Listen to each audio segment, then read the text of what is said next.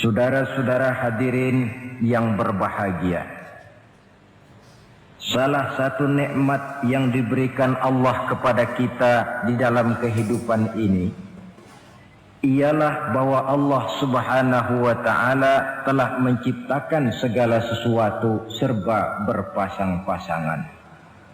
Dalam surah Yasin ayat 36 dijelaskan, Subhanallazi khalaqal azwaja kullaha mimma tumbitul ard wa min anfusihim wa mimma la ya'lamun. Maha suci Allah yang telah menciptakan segala sesuatu itu serba berpasang-pasangan, dari apa yang tumbuh di permukaan bumi, apa yang ada di dalam diri mereka sendiri, dan apa-apa yang mereka tidak mengetahuinya.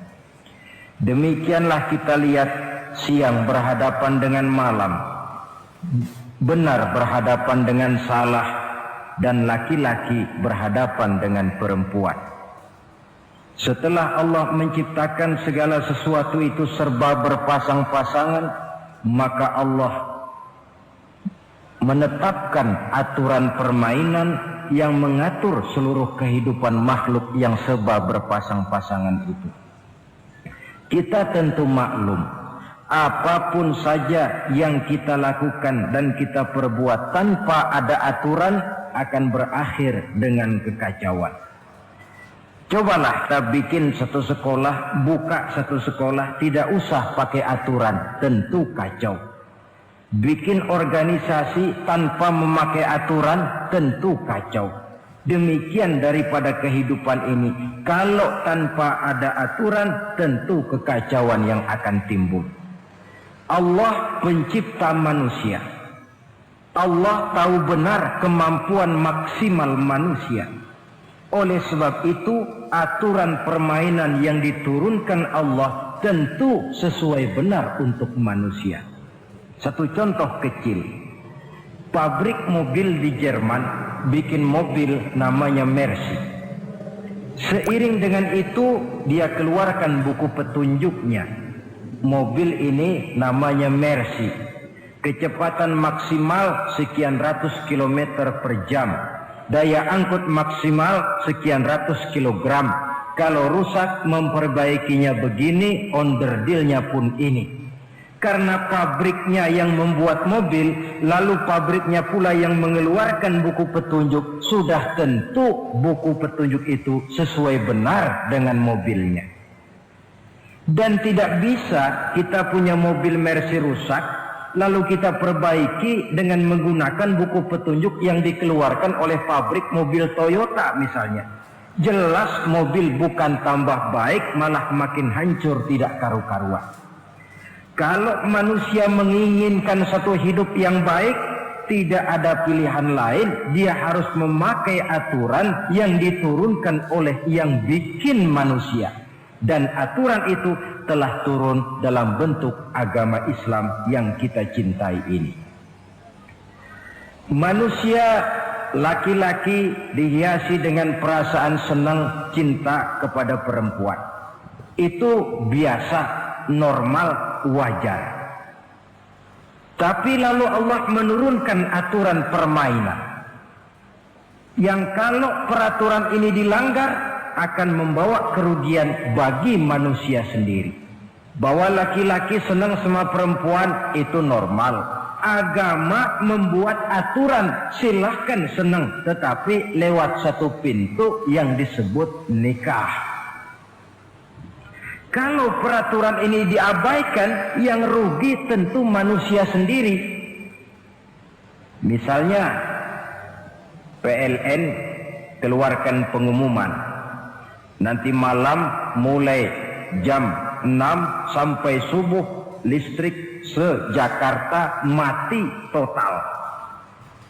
Kita ingat, ini nanti malam saya giliran ronda. Pagi-pagi sudah kita siap beli batu baterai, masukkan ke dalam baterai. Dari sejak kita beli sampai sore itu baterai kita soroti terus. Tentu setelah sore soak batu baterai itu.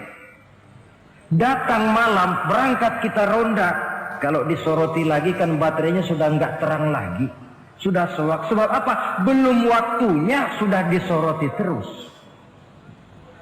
Sekarang kalau ada orang belum masuk pintu pernikahan, nafsu seksualnya diobral terus. Itu kan sama juga belum datang malam baterainya sudah disoroti terus. Nanti masuk pernikahan soak. Berhadapan dengan istrinya barangkali sudah nggak bisa apa-apa, cuma nyengir saja. Yang rugi manusia sendiri. Itulah sebabnya Allah lalu mengatur bahwa laki senang sama perempuan lewat satu pintu yang disebut dengan nikah. Maka pada pertemuan kali ini kita akan bicara tentang nikah dalam Islam. Saya bagi kepada 3 masalah pokok saja. Pertama, pengertian dan kedudukan nikah menurut Islam. Yang kedua, motivasi pernikahan. Karena apa orang itu seharusnya melakukan nikah. Dan yang ketiga, membina rumah tangga bahagia menurut contoh Rasulullah Sallallahu Alaihi Wasallam. Hadirin yang saya hormati, kita mulai dengan yang pertama, pengertian nikah. Dalam kehidupan sehari-hari ada 2 kata yang sering kita gunakan, kawin dan nikah. Kalimat kawin kelihatannya dipergunakan oleh semua makhluk hidup. Lain dengan nikah, ini hanya digunakan khusus untuk manusia muslim. Makanya kita sering dengar orang bilang kucing kawin, ayam kawin, kambing kawin, dan belum pernah kita dengar ada ayam nikah atau kucing nikah. Sebab apa? Nikah ini cuma dipakai oleh makhluk bernama manusia yang muslim. Apa pengertian nikah? Seorang tokoh Abi Yahya Zakaria Al-Ansari di dalam kitab Fathul Wahhabnya menjelaskan an-nikahu aqdun yatadammanu ibahatal wat'i bilafzi inkahin au nahwihi. Nikah adalah akad, yaitu ijab dan qabul. Yang akad ini menjamin dibolehkannya pergaulan bebas antara laki-laki dan perempuan. Jadi kalau sementara anak muda kita beranggapan bagaimana Islam ini kolot, masa laki-laki tidak boleh bergaul dengan perempuan, itu anggapan salah. Islam bukan saja tidak melarang, malah menganjurkan laki-laki bergaul dengan perempuan sebebas-bebasnya, sepanjang pergaulan itu bisa dipertanggungjawabkan baik menurut hukum negara, lebih-lebih menurut hukum agama. Coba orang kalau sudah akad, sudah ijab qabul, ada saksi, ada wali, selesai itu dia masuk ke dalam kamar berdua, bergaul di situ sebebas-bebasnya, itu saya kira 100% halal. Tidak perlu lagi orang curiga, tidak perlu lagi sembunyi-sembunyi. Kenapa? Ini bentuk pergaulan yang bisa dipertanggungjawabkan. Kalau tidak, dengan dalih new morality, kebudayaan modern, lalu melakukan yang disebut free love, free sex, samen liven, hidup bersama tanpa nikah alias kumpul kebo. Dan saya kira itu kebo cuma mewakili saja. Artinya begitulah kalau binatang itu kumpul. Sebab kumpul kucing pun saya kira begitu, kumpul ayam pun begitu. Kebo cuma mewakili binatang dalam kalimat itu. Tengoklah berapa banyak sudah bayi-bayi yang lahir ke dunia ini tanpa tahu kemana dia harus memanggil bapak. Berapa banyak gadis-gadis bergelimpangan jadi korban dari orang-orang yang tidak bertanggung jawab. Itu semua merupakan ironi, Maka menjauhkan manusia dari aturan agama pada hakikatnya sama dengan usaha membinatangkan manusia. Bahkan kalau manusia sudah jauh dari aturan agama, sanggup berbuat lebih buas daripada binatang. Kita tahu yang namanya bajing itu makanannya cuma kelapa. Tapi bajingan itu bukan cuma kelapa, kabel telepon doyan kok bajingan itu. Jauh lebih buas daripada yang namanya binatang.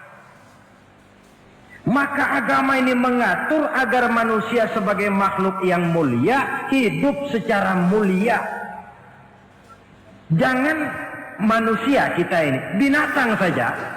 Kalau saudara ada yang punya kucing di rumah,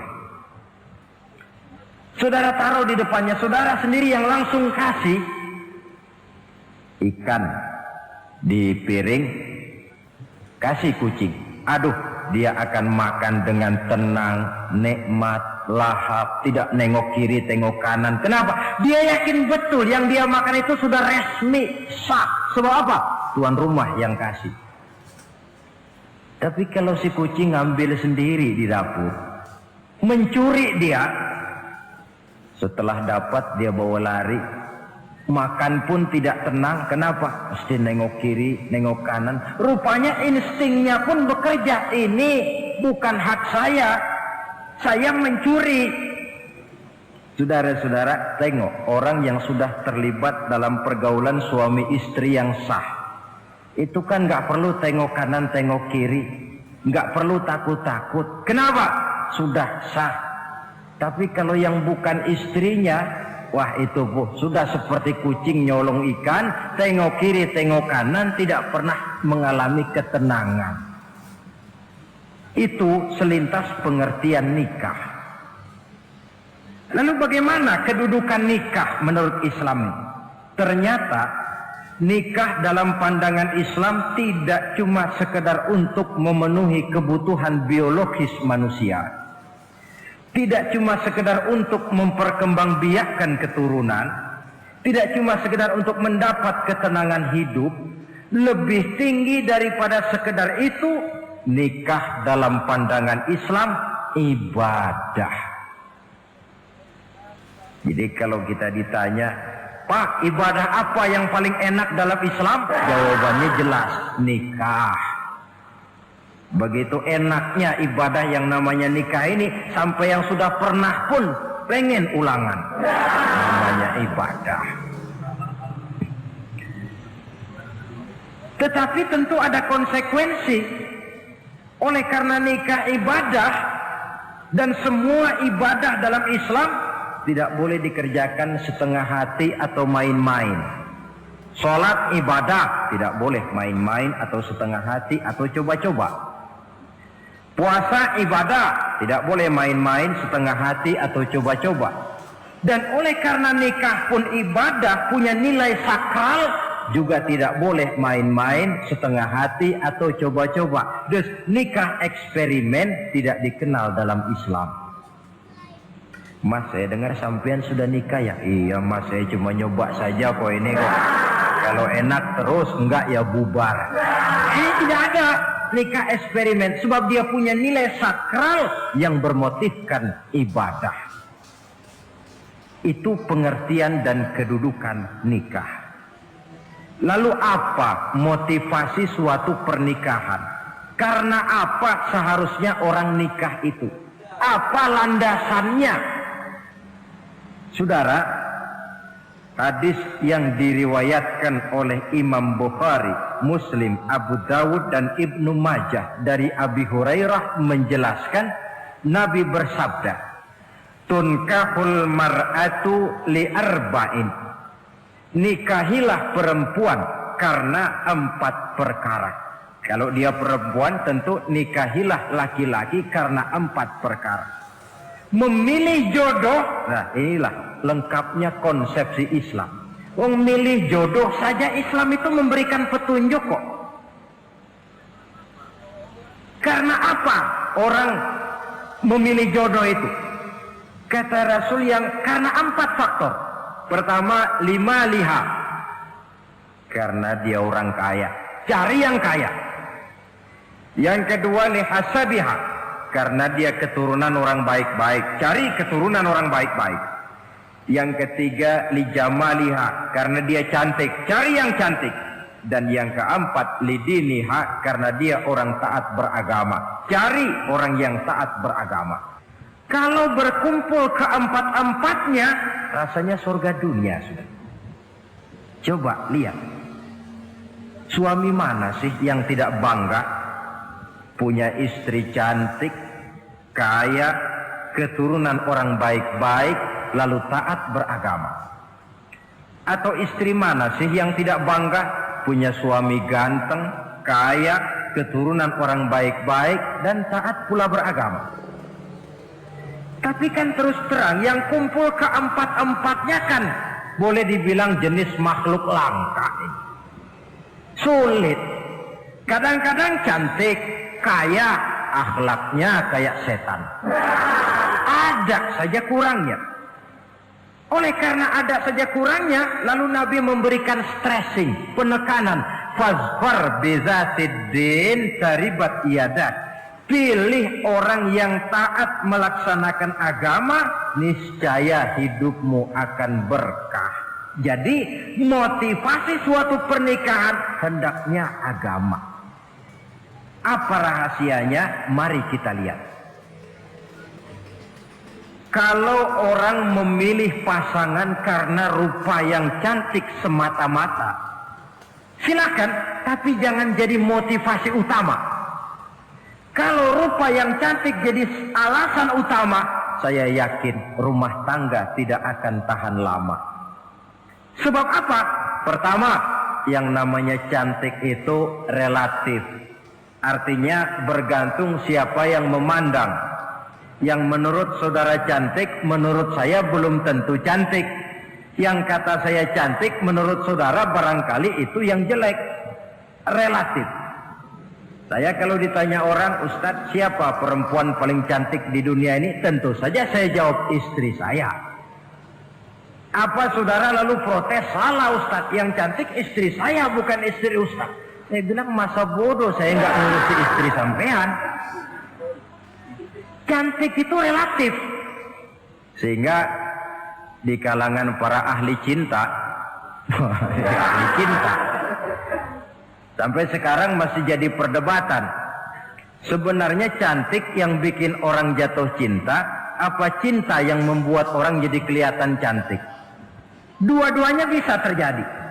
Mungkin karena cantik orang jatuh cinta, dan bisa juga karena sudah kadung cinta orang kelihatannya jadi cantik. Tapi yang jelas cantik relatif. Yang relatif tidak bisa dijadikan sandaran utama. Yang kedua, yang namanya cantik itu temporer, artinya berubah oleh pergeseran masa dan pertukaran waktu. Sekarang dia cantik, of course, sedang sweet 17-an, sedang honeymoon, sedang bulan madu, sedang pengantin baru, tentu saja cantik. Punya dia anak satu, kecantikan mulai menurun. Punya dia anak dua, kulit mulai keriput. Punya dia anak tiga, apalagi tak pandai bersolek, sudahlah onderdeal mulai pada copot. Kalau rumah tangga didasarkan kepada rupa yang cantik saja, selesailah rumah tangga sampai di situ. Yang ketiga, di atas langit, rupanya masih ada langit lagi. Di atas yang kita anggap cantik, rupanya masih ada yang lebih cantik. Kalau cantik yang kita kejar, kita akan jadi petualang yang pindah dari perempuan satu ke perempuan yang lain. Cinta bajak laut namanya. Di mana kapal berlabuh, di sana cinta mendarat. Saudara hadirin yang saya hormati, padahal sate dengan singkong itu kan bedanya cuma di tenggorokan. Kalau sudah masuk ke dalam perut, kenyangnya barangkali sama.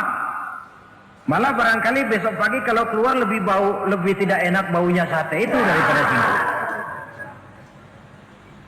Makanya orang kalau sudah nikah oleh Nabi dipesan, apabila kamu di jalan melihat perempuan yang membuat kamu kagum, cepat-cepatlah pulang ke rumah. Sebab apa? Sebab yang perempuan cantik di jalan kau lihat itu punya, istrimu juga di rumah punya. Gak percaya cobalah pulang, akurin, sama itu. Silahkan cari yang cantik, tapi jangan dijadikan motivasi utama. Yang kedua, kalau perkawinan, pernikahan cuma karena harta, silahkan cari yang kaya. Tapi kan harta itu, kata Imamul Ghazali, al-mal zillun zail. Harta bagaikan bayangan. Sore di sebelah barat, tengah hari di tengah, sore pindah ke sebelah timur. Hari ini dia kaya, besok dia bangkrut. Roda itu berputar. Kalau harta dijadikan pilihan utama, boleh jadi dalam hidup berumah tangga ada pepatah, ada uang abang disayang, tidak ada uang abang melayang. Artinya pun rumah tangga tidak akan tahan lama. Yang ketiga, kalau karena keturunan, persilahkan cari keturunan yang baik-baik. Namun toh pada akhirnya orang diajarkan bahwa kita ini mau besar atau tidak, bukan dengan jalan menyempeng kepada kebesaran orang lain, tetapi ditentukan oleh kepribadian kita sendiri. Sekarang kalau karena agama, Nabi berikan penekanan fazfar bizatid din taribat yadak. Pilih orang yang taat beragama, niscaya hidupmu akan beruntung. Apa rahasianya? Tidak lain rumah tangga Rasulullah Sallallahu Alaihi Wasallam. Yang ini artinya kita sudah masuk kepada bagian ketiga, bagaimana membina rumah tangga bahagia menurut contoh baginda Nabi. Saudara, bagaimana sih rumah tangga Rasul itu? Kelihatan dari dua ucapannya. Pendek, singkat, tapi punya pengertian filosofis yang mendalam. Dua kalimat saja beliau bilang tentang rumah tangganya, yaitu baiti jannati, rumah tanggaku laksana surga bagiku. Bayangkan, kalau seorang suami sudah mampu berkata macam begitu, bahagia hidupnya. Ini barangkali tantangan buat kita semua. Mampukah kita di rumah tangga berkata semacam perkataan beliau tadi? Baiti jannati, rumah tanggaku laksana surga bagiku. Padahal dari sejarah kita baca, Rasul itu rumahnya kecil. Tidurnya di atas pelepah daun korma, sampai berbekas di pipinya. Sarapan paginya seteguk zam-zam, sepotong roti, kadang-kadang 3 butir korma. Tempat tidurnya bukan alga spring bed atau Dunlopillow macam kita punya. Di rumahnya tidak ada mebel spaghetti model yang lagi ngetop-ngetopnya. Entah di tengah rumah macam itu, beliau sanggup berkata, baiti jannati. Kenapa kita yang hidup di zaman di mana fasilitas mestinya lebih menunjang, kok malah banyak yang berkata sebaliknya? Baiti nari, rumah tanggaku laksana neraka bagiku. Padahal dilihat dari segi materi, rumahnya bertingkat, mobilnya serba berkilat, uangnya banyak berlipat-lipat, istri pun cantik memikat. Kadangkala boleh jadi jumlahnya 4. Tapi tiap hari kiamat. Kenapa ini? Marilah kita lihat. Ternyata rumah tangga Rasul itu motivasinya tidak lain agama. Agama menuntun suami dan istri masing-masing untuk tahu kewajiban dan tahu haknya. Kalau kewajiban sudah dilaksanakan, lalu hak diberikan, akan timbul pengertian, understanding. Kalau sudah ada saling pengertian, akan timbul ketenangan, feeling of security. Dan ketenangan tangga utama untuk mencapai yang disebut bahagia. Itu sebabnya hakikatnya membicarakan rumah tangga yang berdasarkan agama tidak lain adalah bagaimana seharusnya seorang suami melaksanakan kewajibannya dan seorang istri melaksanakan tugasnya. Artinya kewajiban suami itu apa? Kewajiban istri itu apa? Kewajiban istri hak suami, kewajiban suami hak untuk istrinya menurut tuntunan dan tuntutan agama. Saudara hadirin, menurut hadis riwayat Abu Dawud dari Muawiyah bin Haidah, satu hari Rasul ditanya, "Ya Rasul, apa sih hak istri-istri kami ini? Artinya kewajiban kami sebagai suami ini apa?" Rasul menjawab, pertama, anta ta'amaha iza ta'imta.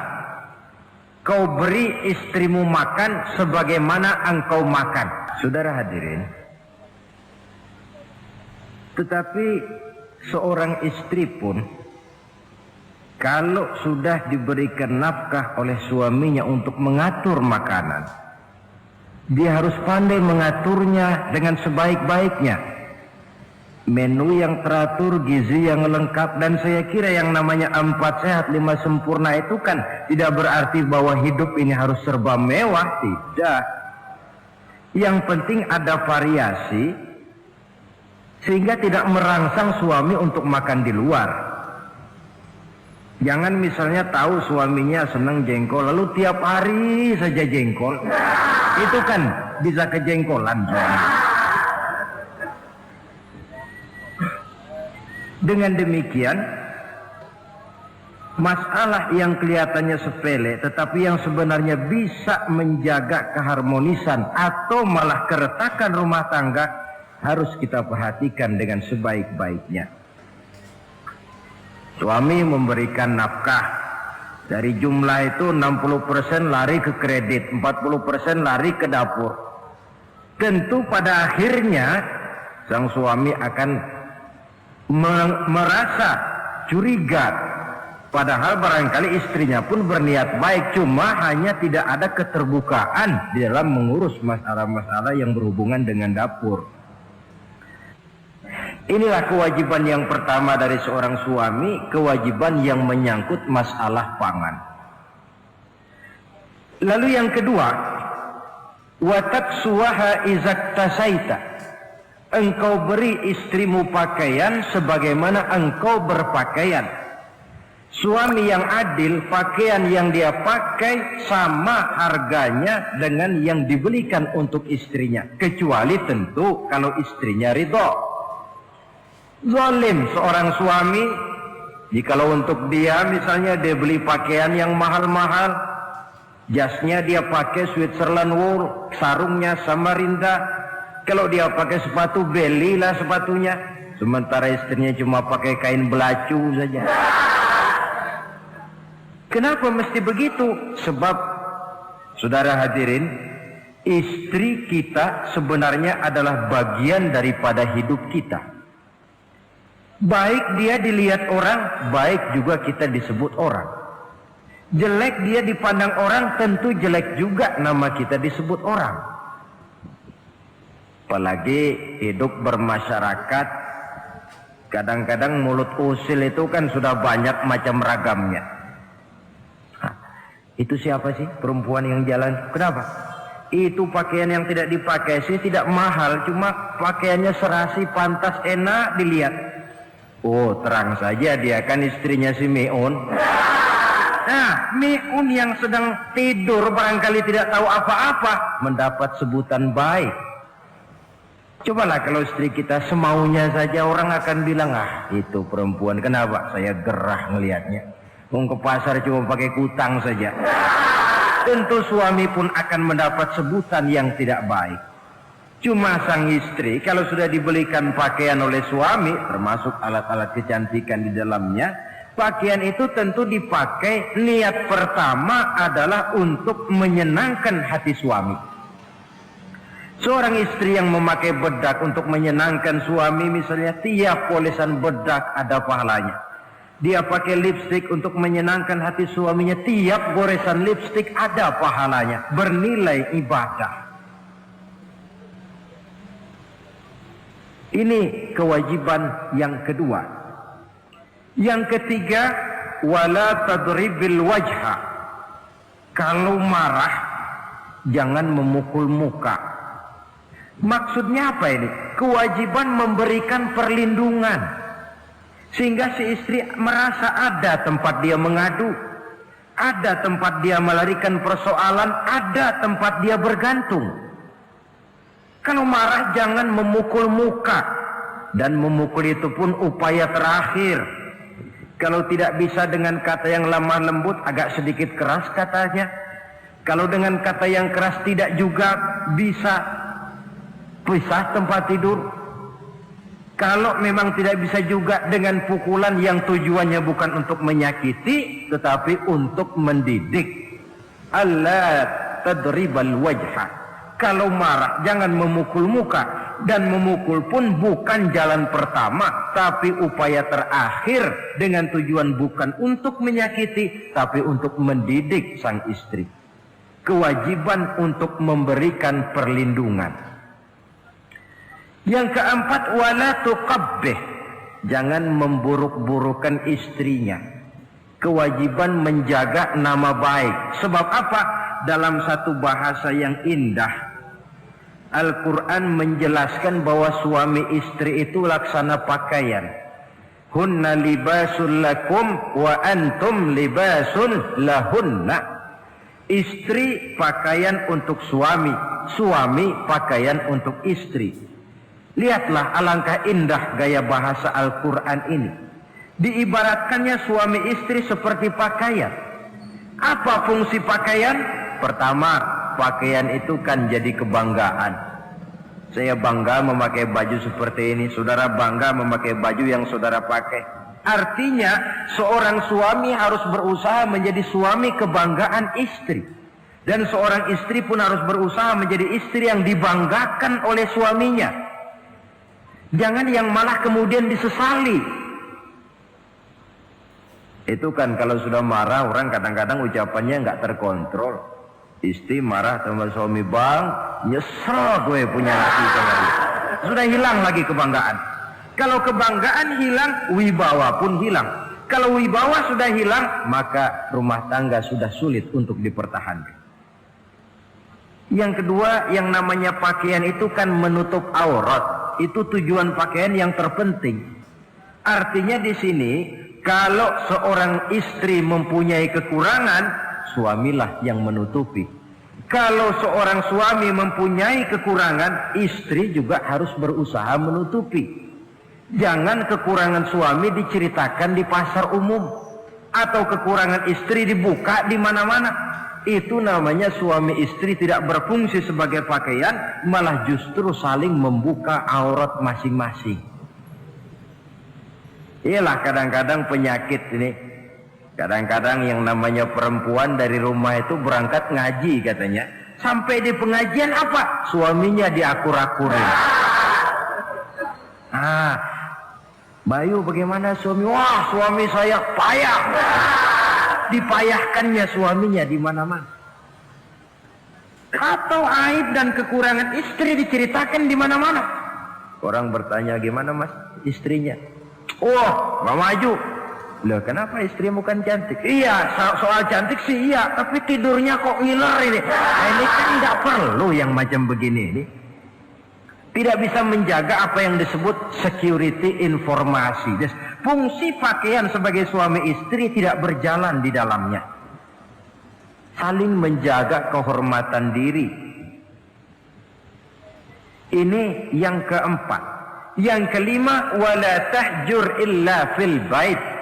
Jangan berpisah dari istri kecuali di rumah. Maksudnya begini, kalau satu hari seorang istri suami marah kepada istrinya, tidak usah istri itu disuruh pulang ke rumah orang tuanya, ke rumah mertua lalu diusir. Tidak, cukup pisah tempat tidur saja. Ini mana maknanya wala tahjur illa fil baiti. Umpamanya, dek malam ini saya sedang tidak enak pikiran, kau tidur di kamar belakang lah, saya kamar depan. Cukup pisah tempat tidur saja, tidak perlu istri dipulangkan ke rumah orang tuanya. Nanti umpamanya tengah malam turun hujan, udara dingin, pikiran berubah, merasa perlu, kan tinggal manggil. Tidak jauh secara psikologis ajaran semacam ini bisa kita terima. Saudara hadirin yang saya hormati, ini pada prinsipnya kewajiban seorang suami. Kewajiban yang menyangkut masalah pangan, sandang, perlindungan, memelihara kehormatan dan menjaga ketenangan di rumah tangga dengan menyelesaikan persoalan di rumah tangga itu secara intern. Jangan belum apa-apa sudah mertua diundang, orang tua dibon. Persoalan belum tentu selesai tapi masalah sudah meluas. Cobalah kita selesaikan intern dulu. Kalau kemudian ternyata dianggap perlu mengundang orang tua, mertua, keluarga, baru kita upayakan ke arah itu. Ini kewajiban suami dan ini merupakan hak istri. Lalu bagaimana kewajiban istri sekarang ini? Istri kewajibannya merupakan hak untuk suami. Saudara, dari hadis yang diriwayatkan Imam Ibnu Majah dari Ali bin Yazid dari Abi Umamah, Nabi bersabda, "Mastafadal mu'minu ba'da taqwallahi azza wa jalla khairan lahu min zaujatin salihah." Bagi seorang mukmin, sesudah dia mempunyai sifat takwa kepada Allah, tidak ada yang lebih membawa manfaat selain daripada istri yang salihah. Istri salihah itu yang bagaimana? Yang hidup mampu melaksanakan kewajibannya. Apa kewajibannya? Kata Nabi, pertama, in amaroha ata'athu. Kalau diperintah, dia taat. Kewajiban istri yang pertama, taat kepada suaminya. Begitu besar kewajiban taat kepada suami, sampai-sampai Nabi pernah menyatakan, "Lau kuntu amiran ahadan ayyasjuda li ahadin la amartul mar'ata an tasjuda li zawjiha." Kalau saja boleh, kata Nabi, aku memerintahkan manusia sujud kepada sesama manusia, tentu aku perintahkan istri untuk sujud kepada suaminya. Untung saja sujud kepada manusia tidak boleh. Kalau boleh, istri itu disuruh sujud kepada suami. Tentu karena besar hak suami atas dirinya. Yang kedua, ibadah sunnah tidak mendapat izin suami juga bukan saja tidak berpahala, malah berdosa. Umpamanya, pengantin baru, si istri kebetulan santri, malam minggu pesta, besoknya hari Senin, si istri sudah kadang biasa hidup sebagai santri, hari Senin puasa sunnah. Dia bilang sama suaminya, "Bang, besok saya mau puasa sunnah nih, hari Senin." Kata suaminya, "Kalau kau puasa juga kau kejam. Lalu kau puasa, aku disuruh ngapain?" Tidak diizinkan oleh suami, dia puasa juga.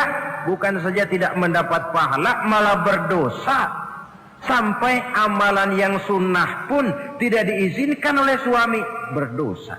Apalagi amalan yang mubah, apalagi amalan yang tidak ada dasar hukumnya, perintahnya. Sepanjang perintah suami tidak untuk maksiat kepada Allah, istri wajib untuk taat. Dalam hadis lain kita temukan Nabi bersabda, "Idza da'a ar-rajulu imra'atahu ila firashihi." Kalau seorang suami memanggil istrinya ke tempat tidur.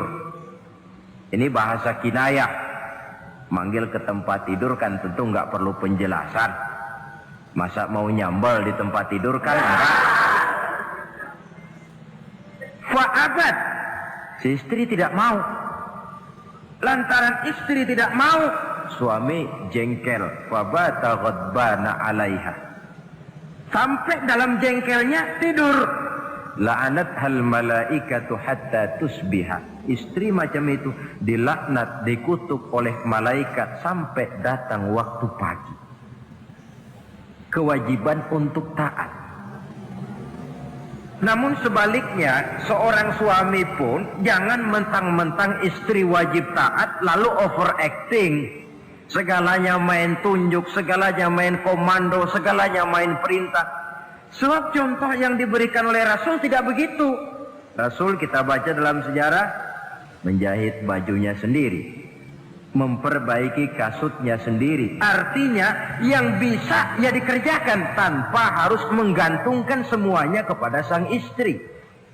Kewajiban untuk taat.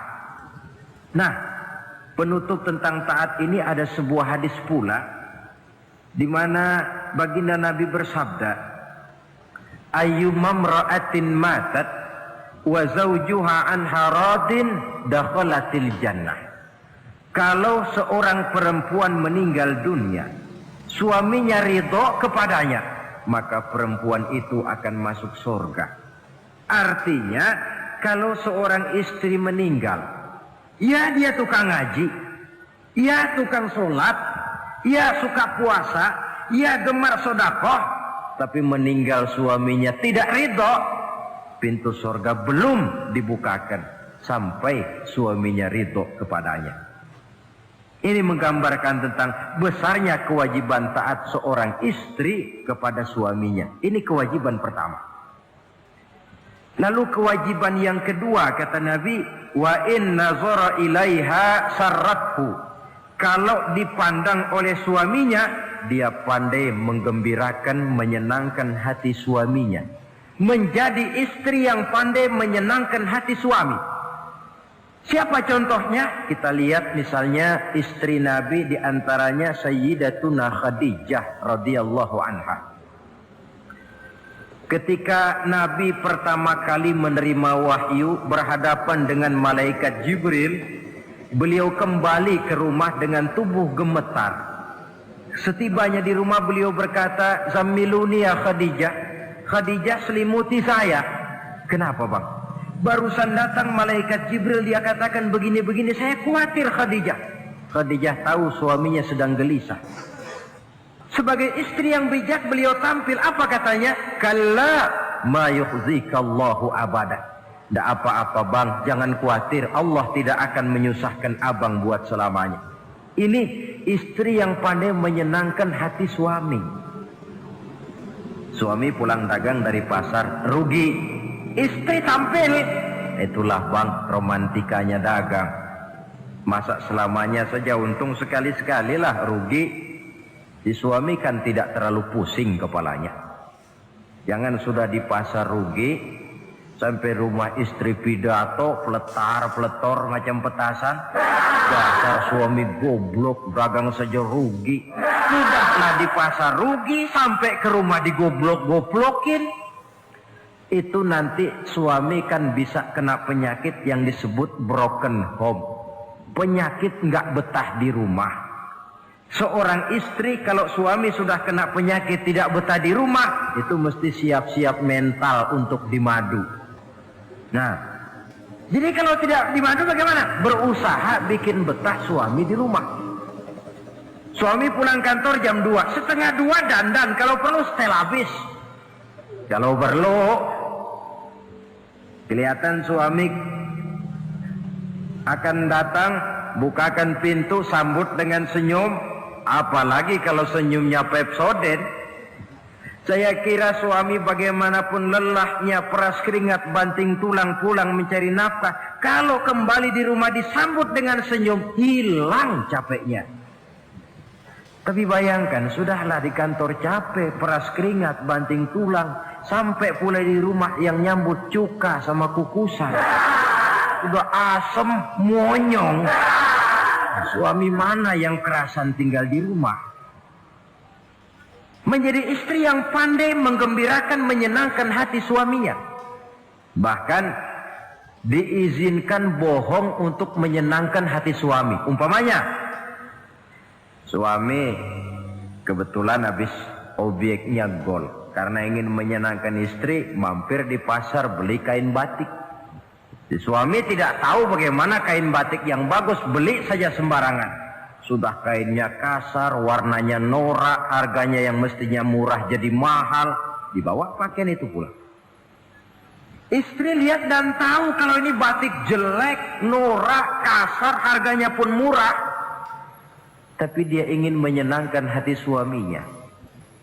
Suaminya tanya, bagaimana dek kain batik ini? Waduh bang, bagus betul kain ini. Pinter benar abang milih warna ini. Emang yang kayak begini ini bang, coba lihat tetangga kita mana ada yang pakai kain kayak begini. Ya memang gak ada, jelek. Suami senang tentu. Lalu kain itu oleh istrinya, ngaji dipakai, keundangan dipakai, tidur dipakai, masak dipakai, nyuci pun dipakai. Suami makin bangga, wah kain yang saya beliin dipakai terus ini. Lain pula istrinya, dalam hati dia berpikir, biarin deh gue pakai terus biar cepat hancur, nggak ada urusan. Coba kalau waktu itu si istri jujur, dasar laki goblok, beli kain kayak begini, sono pulangin. Nah, mungkin suami yang sudah payah-payah mau menyenangkan hati istrinya malah berbalik pikirannya. Saudara hadirin, ini kelihatannya penting untuk menjaga suasana keharmonisan di dalam kehidupan berumah tangga. Begitu pula pengertian seorang suami. Rasul pernah pulang dari masjid agak larut malam, rupanya banyak orang bertanya. Ketuk pintu, Assalamualaikum, sampai 3 kali tidak dibukakan pintu. Rupanya Aisyah lelap benar tidurnya. Rasul sadar beliau pulang kemalaman dan tahu istrinya capek bekerja di waktu siang. Ashraful Anbiya wal Mursalin ini menghormati istrinya. Salam 3 kali tak dibukakan pintu, bukan marah, malah gelar sorban di depan pintu. Di situ beliau tidur. Tengah malam Aisyah mau sholat, buka pintu, terkejut lihat suaminya tidur di depan pintu. Dibangunkan, begitu dibangunkan Rasul lebih dahulu berkata, Aisyah, maafkan saya pulang terlambat memang sebab banyak yang bertanya di masjid. Sudahlah tidur di depan pintu, begitu dibukakan beliau dulu yang minta maaf. Sulit jadi suami semacam ini. Yang enak kalau sudah nggak dibukain pintu, istri kepulesan, lalu sekali buka pintu kan yang enak kita tunjuk jidatnya, lo tidur kayak tembok ya. Saudara hadirin, menjadi istri yang pandai menyenangkan hati suaminya. Sebab tidak ada seorang suami bisa sukses baik di medan tugas, di masyarakat, di kantor, di toko, di tempat manapun kalau tidak ditunjang oleh peran serta dari para istrinya. Karena itulah perempuan walaupun peranannya tidak begitu kelihatan, sebenarnya sangat menentukan. Seorang suami yang jujur, polos, lugu, sederhana, sanggup menjadi koruptor ulung karena didorong-dorong oleh istrinya. Merangsang ketamakan suami. Istri dibakar oleh tetangganya. Bang, kenapa? Kau kan di kantor kepala bagian. Lalu, tangga kita pegawai kecil saja bang, tapi coba lihat istrinya kalau pakai gelang kayak pelek beca bang gelangnya. Kau kepala bagian gak bisa beliin saya macam gitu, kepala bagian goblok. Lalu bagaimana bu, gaji saya kan sudah jelas segitu. Iya, kamu kan kepala bagian. Apaan kayak di kantor sabet. Kalau sudah main sabut-sabutan begini, sudah merangsang suami untuk berbuat yang tidak baik. Kecil, tidak begitu kelihatan, tapi sangat menentukan.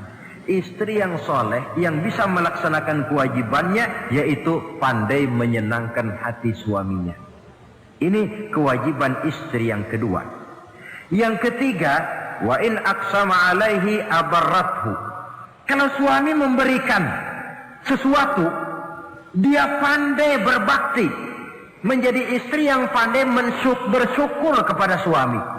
Kita ingat ketika pulang Mi'raj kan Rasul bercerita, saya dalam perjalanan itu diperlihatkan neraka, kata Rasul. Saya lihat kok isinya kok lebih banyak perempuan daripada laki-laki. Nah, sahabat heran, ya Rasul, lebih banyak perempuan? Iya. Apa mereka tidak sholat? Sholat. Apa mereka tidak pernah hadir di majelis taklim? Oh, rajinan dia sama suaminya. Ada apa? Tidak pernah baca Quran? Rajin. Lalu kenapa kok isinya kebagian besar perempuan? Rasul menjawab, hunna yakfurnal asir. Mereka umumnya tidak pandai bersyukur kepada suaminya. Hujan panas setahun dibalas dengan hujan sehari. Kalau suaminya sedikit salah, sudah kehilangan pertimbangan, tertutup seluruh kebaikannya. Yang kelihatan cuma salahnya saja. Maka sebaiknya di dalam hidup berumah tangga, baik suami maupun istri itu masing-masing sedia timbangan. Kalau satu saat suami salah, istri ambil timbangan.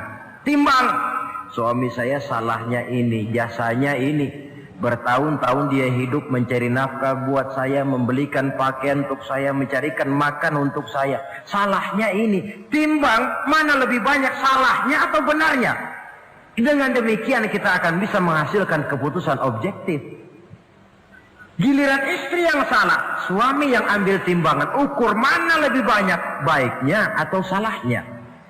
Kalau tiap kita masing-masing punya timbangan, insya Allah nilai-nilai objektif dari suatu pertimbangan akan bisa kita temukan dalam mengambil keputusan. Istri yang pandai berbakti membalas budi daripada suaminya.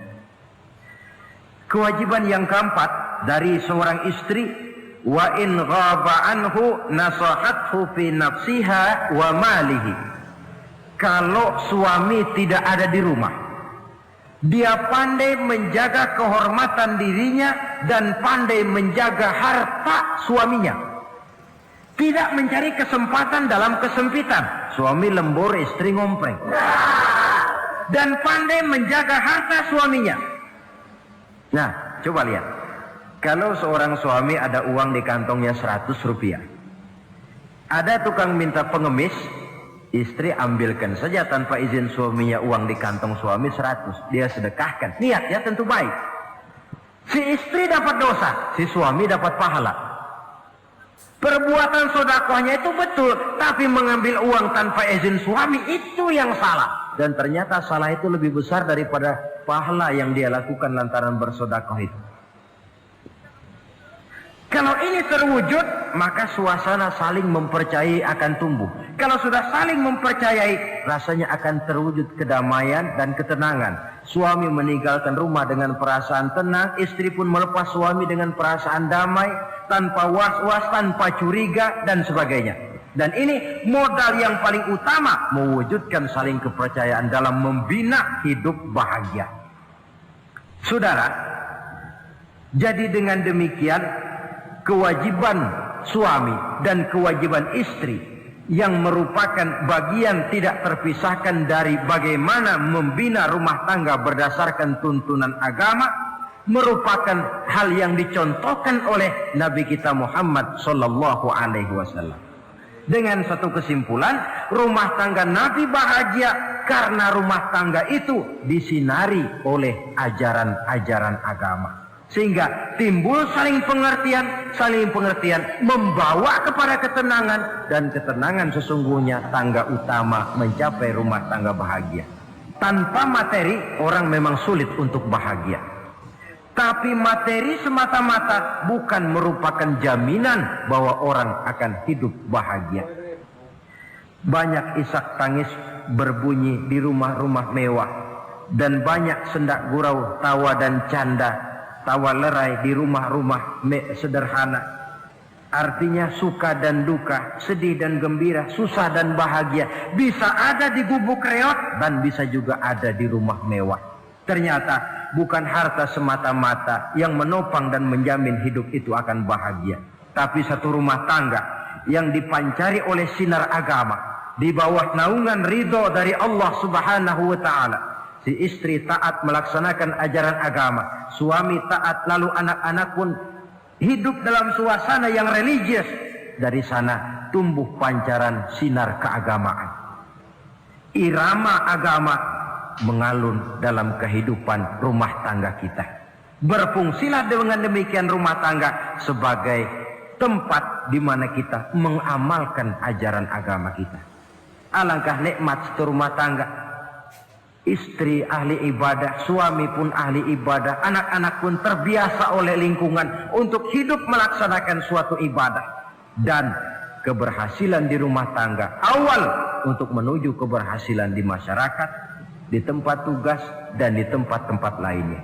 Sebaliknya, kehancuran rumah tangga akan selalu menjadi awal kehancuran karir di masyarakat, di tempat kerja, dan di tempat-tempat lainnya. Oleh karena itu, berangkat dari hal semacam inilah, maka kita berkeyakinan rumah tangga yang bahagia ialah rumah tangga yang didasarkan kepada ajaran agama. Sehingga tercapailah kebahagiaan hidup di dunia yang langsung menopang kepada kebahagiaan hidup di akhirat nanti. Nah, inilah pembicaraan kita pada pertemuan kali ini. Dengan harapan mudah-mudahan dari setiap rumah tangga muslim memancar sinar-sinar agama, menjadi kubu-kubu pertahanan di mana kita menegakkan ajaran agama, dan pada akhirnya nanti akan tercipta masyarakat yang agamis. Terwujudlah ketenangan, kedamaian, dan ketentraman.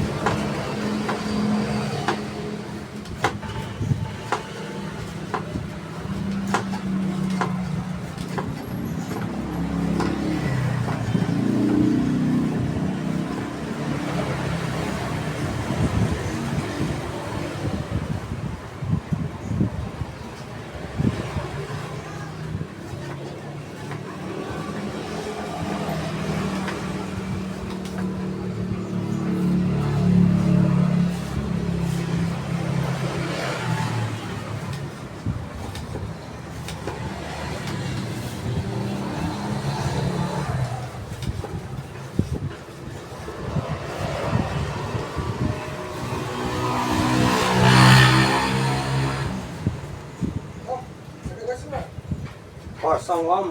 Hah? Kosong. Kosong nggak? Diam gitu kan.